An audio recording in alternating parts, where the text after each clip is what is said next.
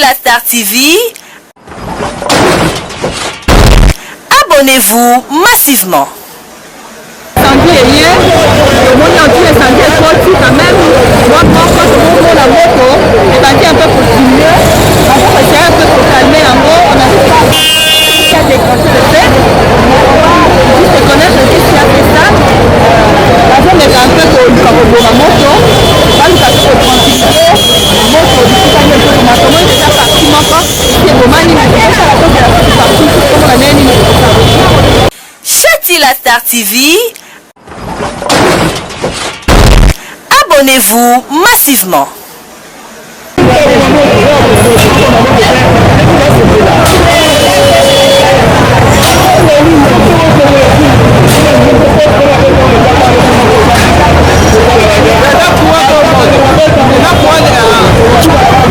Les amis de l'internet, nous sommes ici à Kinshasa, sur presque Kasavubu, avenue Sport. Et si quand nous sommes à magasin d'Osika, moto yango ezomata ezomatela bato na bandaku bazoluka moyen babuka, mais ça va pas. On ne sait pas qu'est-ce qui se passe à Kinshasa. Moto yango emati taku moto ezomatela bato na ndaku bato baza likolo. On n'arrive pas à voir moto ezokomata. Incendie eza makasi. Nous sommes ici à Kinshasa. Il y a l'incendie. Mituka pe incendie ezokoya te. On n'arrive pas à comprendre. Incendie koya te. Voilà, nous sommes à Kinshasa. Tu penses qu'à ça vous va venir sport. Magasin va kozika. On essaie un peu à kobuka. On ne sait pas si on va récupérer quelque chose, mais moto ezokomatela bato likolo.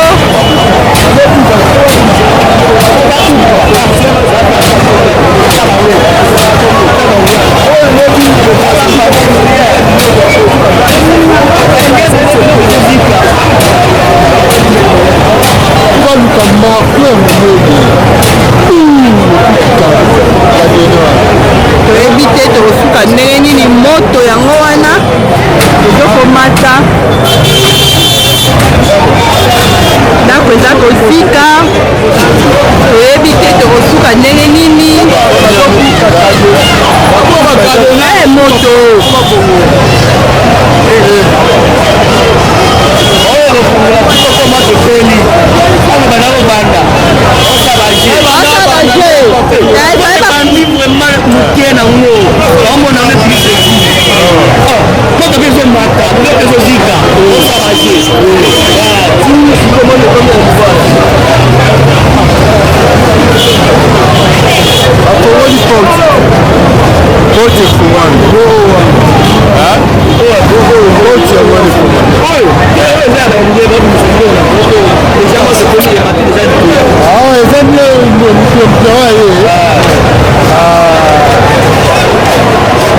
moto toyebi te nini yango esali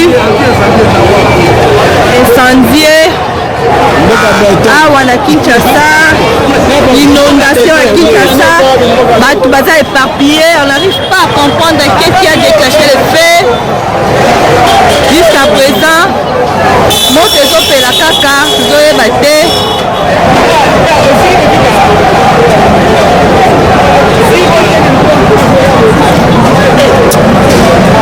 Moto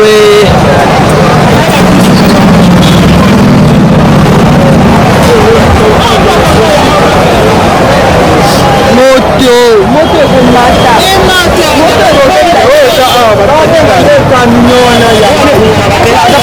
basi babenge bo camion moko ya nde lelo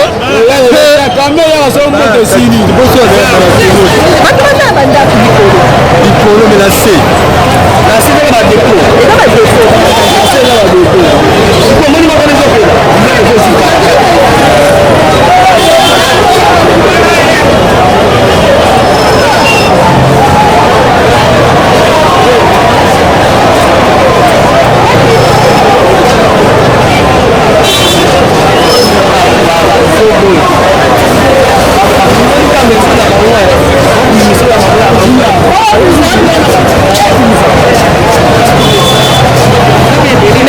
pete.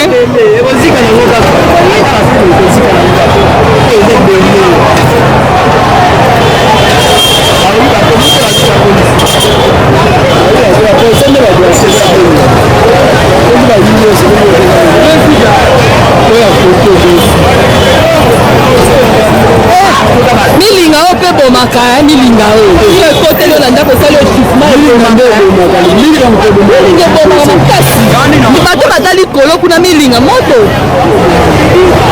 acha milinga bomaka milinga ko kote lo nanda monda kutama pelaka ndio na kati leo de mozani milinga mkupela batela na moto milinga ndio ni moto milinga ndio mikupeli deja moto ndio yeye zidi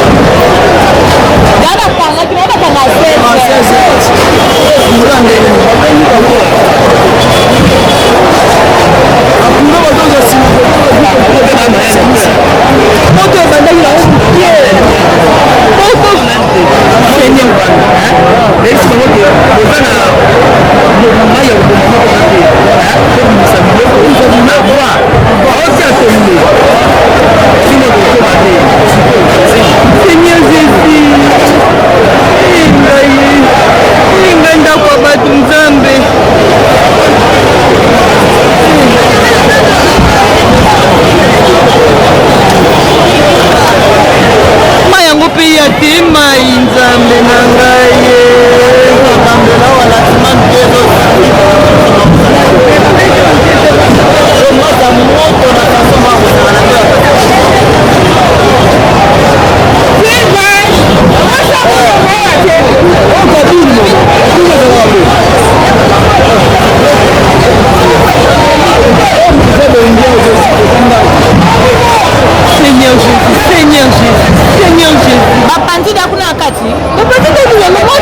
bandi bafungoli awa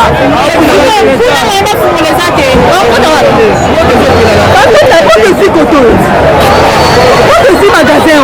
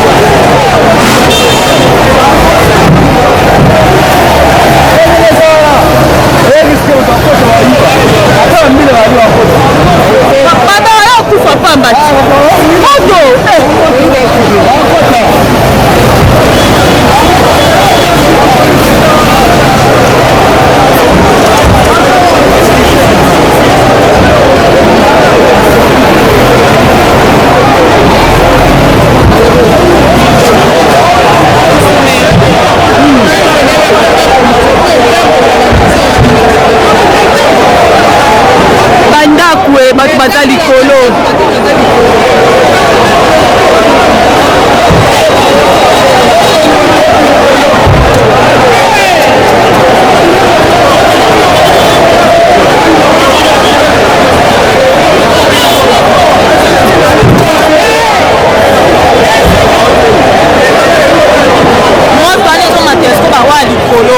bazoyoka chaleur